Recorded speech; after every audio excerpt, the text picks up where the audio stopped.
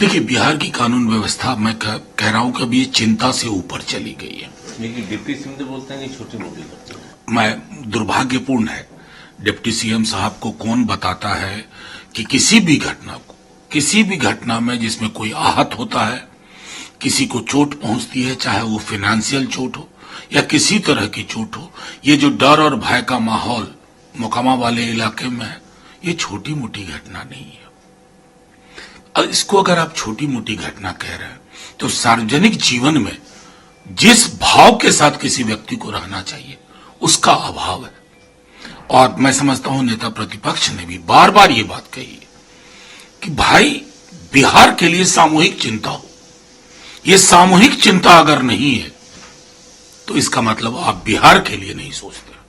कि भारत एक्सटेंशन की रास्ता साफ हो गया, कैसे देखिए, इस तरह के बहुत सारे लोग हैं जिनके ऊपर गंभीर आरोप हैं, और ये वन एपिसोडिक सिर्फ चीज नहीं होनी चाहिए कि हेडलाइन मैनेजमेंट हुई, जैसा हम कई केसेस में देख रहे थे। तहावुर राणा से लेकर के बहुत लोगों को हिंदुस्तान ला करके, और यहाँ they should be subjected to the rule of law.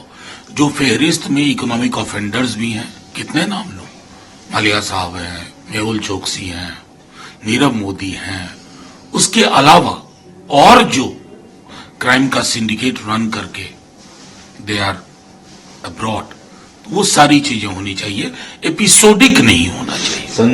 Sanjay Raut ने कहा है कि ये कंप्लीटली जुडिशियल प्रोसेस है, लेकिन कुछ लोग हैं, नीरव मोदी, दाऊद इब्राहिम, इन लोगों को भी टाइगर मैंने एग्जैक्टली यही मैंने आपसे कहा कि ये ऐसा ना हो कि एक एपिसोड आया, हेडलाइन मैनेजमेंट हुआ और उसके बाद सब कुछ ठहर सा गया। क्योंकि मेहुल चोकसी बोलने वाले लोग, नीरव मोदी, विजय माल्या से लेकर के वो दाऊद इब्राहिम वाली जो पूरी फेहरिस्त है, वो उस फेहरिस्त को हिंदुस्तान आ करके यहाँ के रूल ऑफ लॉ से गुजरना पड़ेगा। जयराम रमेश कहते हैं कि शीला दीक्षित ने दिल्ली के विकास के लिए काम किया, लेकिन पिछले 10 सालों में देखने केवल जुमला और वो झूठ बोल के दिल्ली की। देखिए, मैं चुनाव का वक्त है, दो पार्टियां आपस में गुत्थम गुत्था है, 3 पार्टियां, मैं उस पर टिप्पणी नहीं करूंगा। लेकिन शीला दीक्षित जी की दिल्ली का मैं वासिंदा रहा हूं, और विद्यार्थी जीवन से लेकर के बाद में वहां नौकरी में आने तक मैंने ट्रांसफॉर्मेशन देखा है। एक समय था जब हम लोग माल रोड से सोचते थे कि वहां जाना कैसे संभव हो पाएगा, एम्स जाना या उससे भी दूर, वो सब सुगम हो गया। ये महत्वपूर्ण है। एक डिसऑनेस्ट पीपल का लिस्ट आम आदमी पार्टी ने जारी किया, उसमें राहुल गांधी। अब देखिए, मैंने कहा ना कि चुनाव का वक्त है। ये विचित्र सी चीज लगती है कि जिनके साथ आप रहें, जिनके साथ आपकी लंबी लंबी मीटिंग हो, चुनाव बिना दुश्मनी की जुबान के भी लड़े जा सकते हैं। ये कला हमें विकसित करनी पड़ेगी।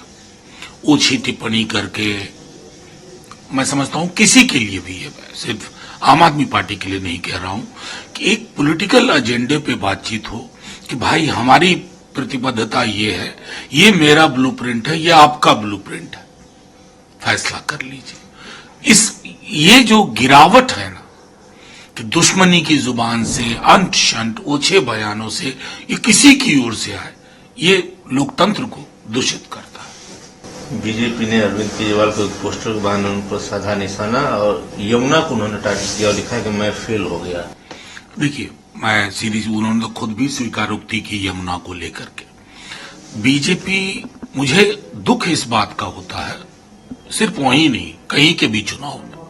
अब आप देखिए, बिहार में तेजस्वी जी एक लंबी लकीर खींच रहे हैं, नौकरी की बात कर रहे हैं, रोजगार की बात कर रहे हैं, सामाजिक सुरक्षा पेंशन का दायरा बढ़ाने की बात कर रहे हैं, लोगों को रिलीफ देने की बात कर रहे हैं इलेक्ट्रिसिटी में। चुनाव थाली, घर के माहौल, रोजगार पे होने चाहिए। मंदिर मस्जिद की लंबाई चौड़ाई, कुंभ वगैरह, ये चुनाव नहीं है भाई। आस्था अलग, मेरी रोटी अलग। रोटी पे कोई बात ही नहीं कर रहा, ये चिंता का विषय है। जयराम रमेश आम आदमी पार्टी और भाजपा को एक ही सिक्के के 2 पहलू बता रहे हैं। देखिए, मैंने कहा ये चुनाव का वक्त है, किस सिक्के के क्या पहलू हैं, कहीं ये सिक्का फिर चुनाव बाद न बदले, लेकिन चुनाव होना चाहिए मौलिक मुद्दों पे। और दुर्भाग्य है इस देश का कि बीते कुछ वर्षों में मौलिक मुद्दों की जगह डॉग विसिल पॉलिटिक्स ने ले ली है। इंडिया पाकिस्तान, हिंदू मुसलमान, अरे साहब रोटी रोजगार, उसकी क्यों कहां चर्चा।